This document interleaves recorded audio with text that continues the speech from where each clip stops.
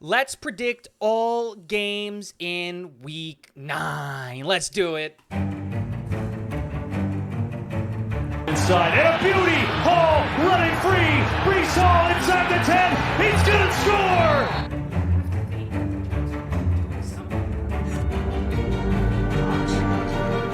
What is going on, guys? Welcome back to Talking Jets with Tigo. My name is Tigo, and I will be your host today. Today, we're going to be going over the entire Week 9 schedule and going over my predictions on who's going to win and why. But before we hop into that video, guys, a couple of announcements. If you haven't already, get into the description. There are links to the Patreon if you want to become a citizen of Tigo Slavia. My merch page if you want to get a Talking Jets with Tigo t-shirt. There is also the link to my social media and donation pages if you want to do that and help the channel grow and do all of that stuff. But most importantly, guys, go down there and hit the sub button, hit the notification bell to be notified when new videos drop, and hit the like button if you like the content. Let's go into today's video. So last week, I predicted all of the games, and I did pretty well. I went 11-4 predicting last week. The 4 games that I lost is going to be, sadly, the Jets versus the Patriots game. I had the Jets winning that game. I was wrong there. The other one was the Bengals versus the Browns. I thought the Bengals were going to win that easily. That was wrong. I had the Panthers versus the Falcons. I had the Panthers winning that game, and the Falcons won. And then the 49ers and the Rams. I took the Rams for purely out of parity. I should have gone with my gut. I knew the 49ers were going to win that game, and there's no such thing as parity in the NFL. But let's hop into this week. This week, we got a whole bunch of games as well to go over and to talk. There are 13, right? 13 games, I think, this week to go over and to talk about. So let's hop right into it. We're going to go AFC, NFC, and then the combo matches in that order. We're going to start with the Indianapolis Colts at New England this Sunday. And to me, I think this is an Indy win. I think the Patriots are a relatively weak team, and I think that the Colts are really trying hard to bounce back and win this game and to do this. And I just don't really have faith in this New England team. I don't think they beat the Jets. I think that Zach Wilson lost that game for the New York Jets. And I think Indianapolis showed us a lot of spunk and a lot of what they can be against the Washington Commanders last week. And I think a lot of people are sleeping on the Commanders. Like, we all knew what Carson Wentz was. We knew that they should have ran the year with Taylor Heineke because, man, Taylor Heineke's legit. And so I think that the Indianapolis Colts run game is going to be a little bit too much for New England. We know that New England struggles against the run. And Jonathan Taylor, I think this is going to be his game where he comes back onto the scene and proves that he is Jonathan Taylor again. So I have Indianapolis winning that game. Next, we go to the Buffalo Bills at the New York Jets. Now, this is a really hard game, and I'm going to do a whole bunch of conversation and a whole bunch of content on that. So if you want to know my opinions on that games, you can go watch there. But as of right now, as of recording this video right now on Wednesday, I have the Bills winning this game. I think it's hard. They're the number 1 team in football right now to me. If you haven't seen that video, go look at my NFL Week 9 power rankings.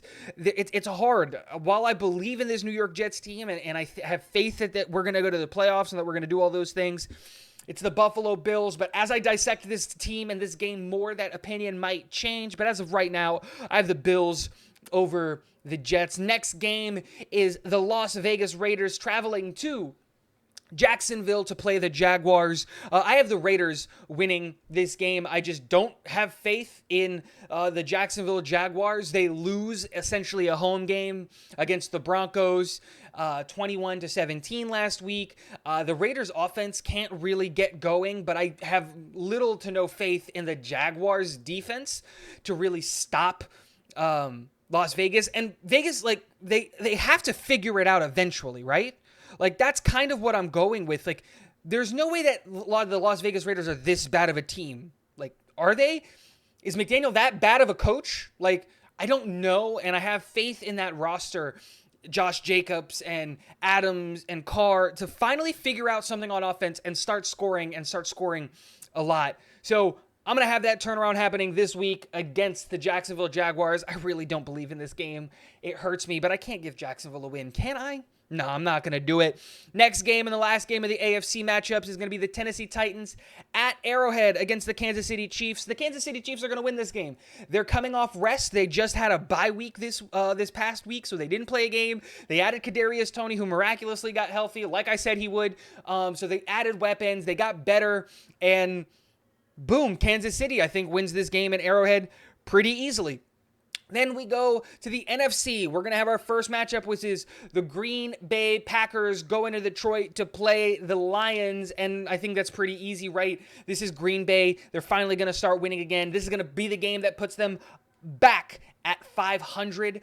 They did lose to the Buffalo Bills, but everyone loses to the Buffalo Bills, right? Like, that's just what you do when you play the Buffalo Bills.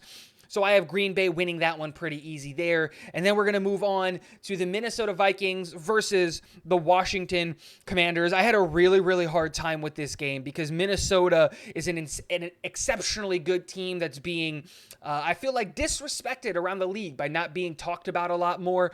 But the Washington Commanders are riding a high right now. They are 2 games that they have won with Taylor Heineke under center. They have rallied around this guy, and they're winning games that they really shouldn't.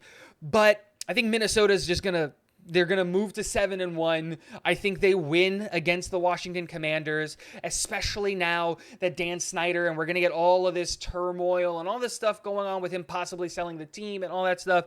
To think that that's not going to affect the locker room in some way, shape, or form, I think it will. And if a team's going to get sold, a lot of players might start doing different, I don't know. But Minnesota's a really good team. I'm going to have them beating the Washington Commanders. Next game is going to be Seattle Seahawks traveling to Arizona to face the Cardinals. The Cardinals did just come off a loss to the Minnesota Vikings. Of course they did. And Seattle just coming off of a big win against the Giants, moving them to 5-2 or 5-3, I'm sorry. And I really have faith in this Seattle team. I know that this is a divisional matchup, but Call of Duty did just come out, right?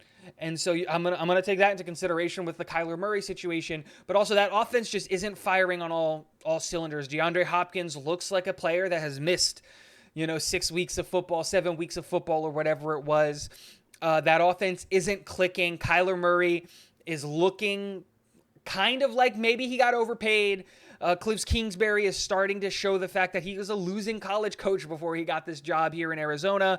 And I think that continues. I've said this multiple times. I'm going to continue to say it till it's not true. Seattle's offense is absolutely high octane, and I have a hard time seeing the Arizona Cardinals keeping up with the scoring that Seattle's probably going to do, especially even with the fact that Seattle doesn't have a stellar defense. They've got 2-3 really good pieces, and that's it. Next game is going to be the Los Angeles Rams going to Tampa Bay to play the Bucks.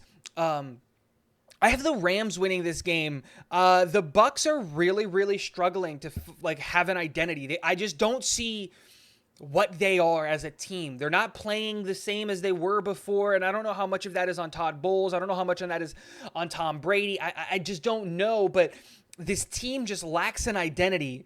They can't really run the ball, even though they're trying to run the ball. Something's going on with the receivers where they're not catching the ball, or Tom Brady isn't getting the ball to them.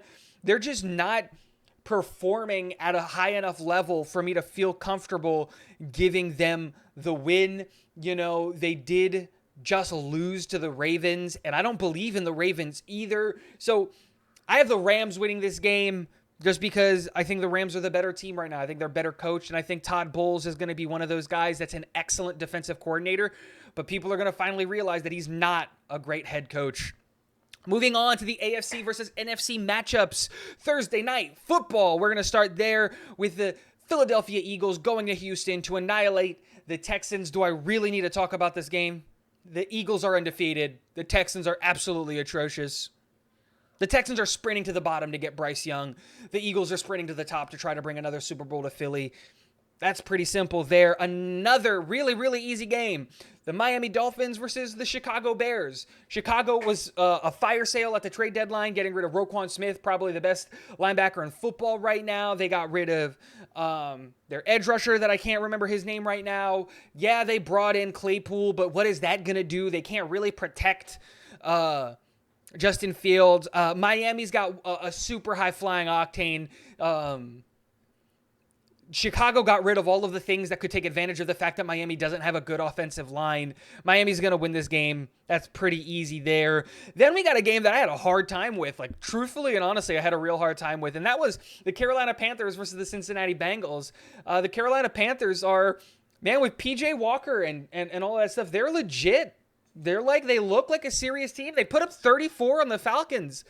And I know that the Bengals beat the Falcons and all of that stuff, but I have the Bengals winning this game just purely on the fact of, like, how are you going to stop Jamar Chase, Joe Mixon, T. Higgins, Tyler Boyd, Joe Burrow, especially with the fact that they got rid of some players. You know, they don't have Christian McCaffrey there anymore. They don't have, you know, there's just, they moved on from players, but they kept Brent Burns, you know, they kept Derek Brown, they kept DJ Moore. Like, they kept the weapons there, and PJ Walker's looking like an NFL quarterback.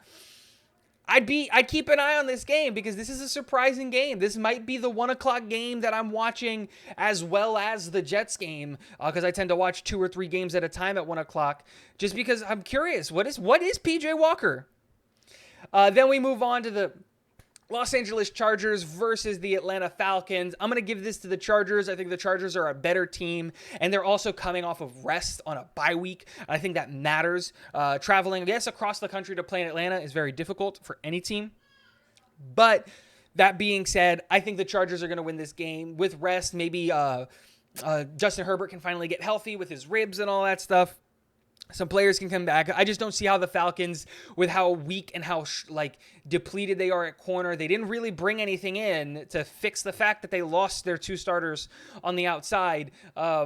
So I have the Chargers winning it. And the last game of the day, Monday Night Football, the Baltimore Ravens versus the New Orleans Saints. I had a hard time with this game because the Saints did just come off of an absolute smattering of the Las Vegas Raiders, 24-0. And the Baltimore Ravens aren't really a team. They just won. They beat the Bucs. That's a serious win. But what are the Saints at quarterback, you know? And I had a hard time with this game. I went back and forth. I'm still going back and forth. And that's why I'm stalling here, because I don't want to tell you. You know what? I think that the Baltimore Ravens are the frauds of the NFL. I said this as well with, like, the Eagles. If you watch my shorts, I said these 2 teams aren't really what their records state. I'm going to give this to the New Orleans Saints.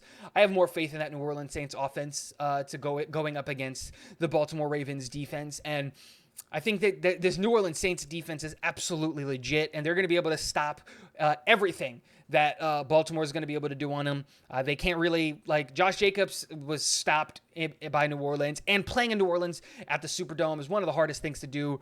Like, it's just a difficult place to go play. I'm going to give this win to the Saints. So that's it. Teams that are on bye week this week get to go get healthy. The Browns, the Steelers, the Broncos, the Cowboys, the Giants, and the San Francisco 49ers. Lots of people on the bye week, and we're going to start seeing that a lot more teams being on a bye more regularly and consistently. But hey, a lot of great things right now. Guys, let me know in the comment section below. What do you think of my predictions for this week? Do you think I'm right? Do you think I'm wrong? Let me know in the comment section below. And last but not least, go Jets.